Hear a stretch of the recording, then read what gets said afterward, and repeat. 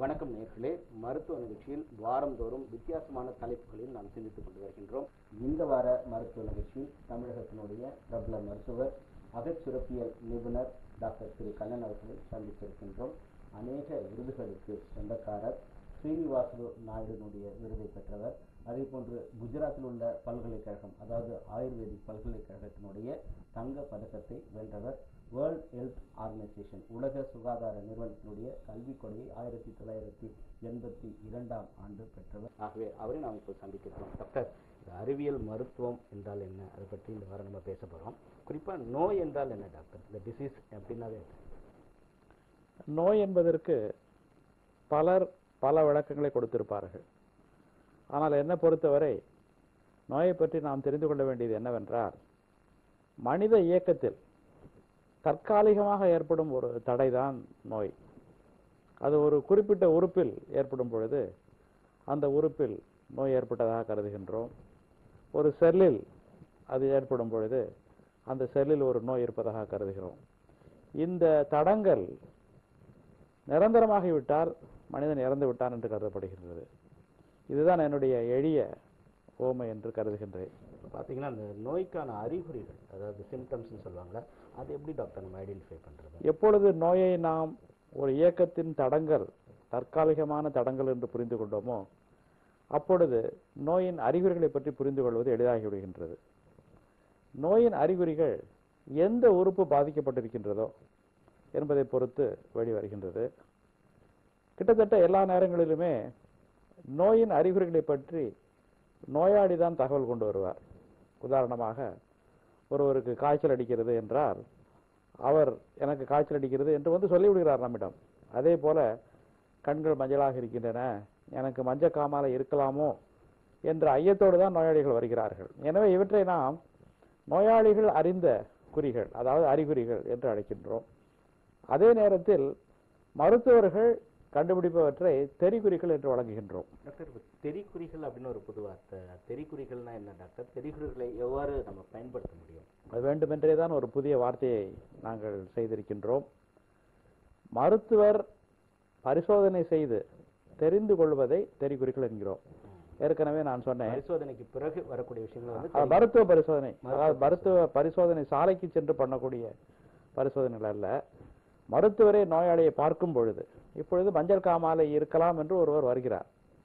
அவரிடம் கேட்டீர்கள் என்றால் சிறுநீர் மஞ்சளாக போகின்றது, கண்கள் மஞ்சளாக இருக்கிறது என்று சொல்லுகிறார். நான் அந்த நோயாளியை பரிசோதனை செய்யும் பொழுது உங்களுடைய கல்லீரல் வீங்கி இருக்கிறது என்று சொல்லுகிறேன். அந்த மஞ்சள் காமாலை இருக்கிறது என்று ஐயம் ஏற்பட்டது அறிகுறி, கல்லீரல் வீங்கி இருக்கிறது என்று நான் சொல்லுவது தெரிகுறி.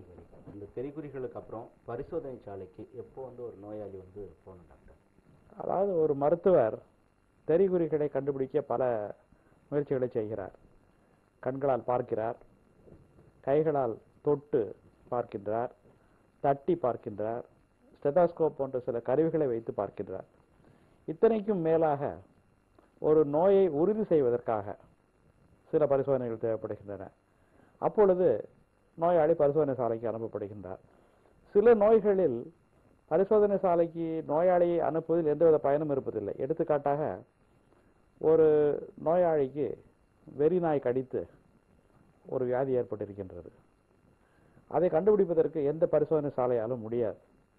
நோயாளி இறந்த பிறகு அவருடைய மூளையை எடுத்து கூனூரில் உள்ள வைரஸ் பரிசோதனை நிலையத்துக்கு அனுப்பிய பிறகுதான் அது ரேபீஸ் என்ற நோய் என்று உறுதி செய்ய முடியும். எனவே அந்த மாதிரி நோயாளிகளை நாம் பரிசோதனை சாலைக்கு அனுப்புவதில் பயனில்லை. பொதுமக்கள்கிட்ட வந்து ஒரு தவறான கருத்துனா, இப்போ மருத்துவர்கிட்ட சொன்னாவே எல்லா பரிசோதனையும் செய்ய சொல்றாங்க, ஒருவேளை பணத்திற்காக இருக்குமோ அப்படின்றாங்க. ஆனால் மருத்துவரை பொறுத்தவரை எல்லா விதத்திலையும் ஏதாவது பாதிப்புகள் இருக்கிறதா பார்ப்பதற்காக தான் பரிசோதனை செய்கிறாங்க. இப்போ இந்த ரெண்டுத்துக்குள்ள வித்தியாசம் என்ன? இப்போ அவங்களுடைய இதுவே எதுக்கு இந்த டெஸ்ட் எல்லாம் எடுக்க சொல்றாங்க அப்படின்ற மாதிரி இருக்கு. அதுக்கு நீங்கள் ஒரு மென்மையான கேள்வியை கேட்டு விட்டீர்கள். அதாவது ஆங்கிலத்தில் சொல்ல வேண்டும் என்றால் ஒரு சென்சிட்டிவ் கொஸ்டின். அதை நாங்கள் ஒத்துக்கொள்ளத்தான் வேண்டும். நாங்கள் படித்த காலத்தில் எந்த மருத்துவ நூலை நீங்கள் எடுத்தாலும் அதில் என்ன போட்டிருப்பார்கள் என்றால், principles and practice of medicine, principles and practice of surgery என்று போட்டிருப்பார்கள். அதற்கு என்ன பொருள் என்றால், பிரின்சிபிள்ஸ் என்று சொல்லும் பொழுது அந்த பாடத்தை பற்றிய அறிவியல் பூர்வமான கருத்துக்களை நாங்கள் தெரிந்து கொள்கிறோம். பிராக்டிஸ் என்று சொல்லும் பொழுது அந்த துறையில் எப்படி நாம் பணியாற்ற வேண்டும் என்பதை சொல்லிக் கொடுக்கின்றது. அந்த பிரின்சிபிள்ஸ் என்பதை நாங்கள் மருத்துவ அறிவியல் என்று அழைக்கின்றோம். அந்த பிராக்டிஸ் என்பதை ஒரு கலை என்றே அழைக்கின்றோம். அதாவது பெர்ஃபார்மிங் ஆர்ட்ஸ் என்று கேள்விப்பட்டிருப்பீர்கள். நாமே செய்ய வேண்டிய ஒரு கலை, அதை கலை என்று அழைக்கின்றோம். சமீப காலம் வரை இப்படித்தான் இருந்தது.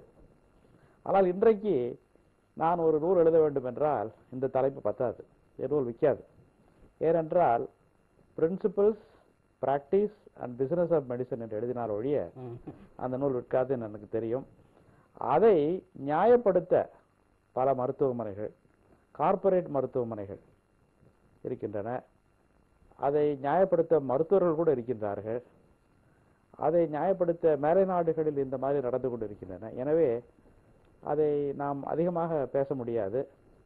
அதை பற்றி புரிந்து கொண்டு நமக்கு தேவையான வழியில் நாம் மருத்துவம் செய்து கொள்வதுதான் சரி. இப்போ இந்த மாதிரி சேகரிக்கப்பட்ட செய்திகள், இந்த பரிசோதனைக்கு அனுப்பப்பட்டு சேகரிக்கப்பட்ட செய்திகள் இருக்கா, அதனுடைய முக்கியமானவை ஒரு நோயாளியை நாம் பார்க்கும் பொழுது எனக்கு பேராசிரியராக இருந்தவர்கள் சொல்லுவார்கள், அந்த நோயாளி சொல்வதை கவனமாக கேள், அவர் என்ன வியாதி என்று சொல்லிக் கொண்டிருக்கிறார் என்று சொல்லுவார். அதாவது நோயாளியிடம் காது கொடுத்து அவருடைய பிரச்சனைகளை நாம் கேட்கவில்லை என்றால் நோய் என்ன என்று கண்டுபிடிக்கவே முடியாது. ஒரு நோயாளி நெஞ்சு வலிக்கிறது என்று சொல்லுவதை வைத்தே அவருக்கு வயிற்றில் நோயா, இருதயத்தில் நோயா, அல்லது மேலாப்பில் எங்கேயாவது நோயா என்று கண்டுபிடித்து விடலாம். எனவே 90% முக்கியத்துவம் நோயாளி சொல்வதற்கு கொடுக்கப்படுகின்றது.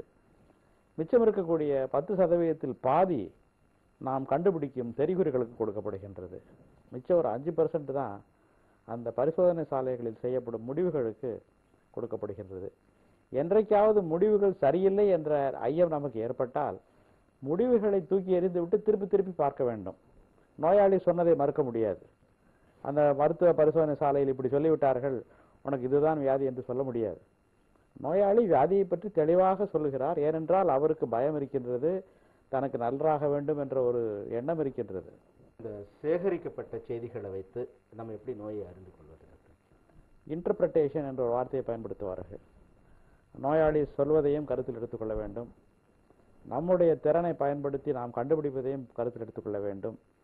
பரிசோதனை சாலையின் நம்பகத்தன்மையையும் கையில் எடுத்துக்கொண்டு அவற்றையும் நாம் எடுத்துக்கொள்ள வேண்டும். இந்த மூன்றையும் சேர்த்து ஆராய்ந்து ஒரு முடிவுக்கு வருவதே சிறந்தது. அப்படி முடிவுக்கு வருவது தொடக்க காலத்தில் கொஞ்சம் கடினமாக இருக்கலாம், சற்று நேரமாகலாம். ஒரு மருத்துவருக்கு அனுபவம் அதிகமாக அந்த நிகழ்ச்சியானது சில வினாடிகளில் முடிந்துவிடும்.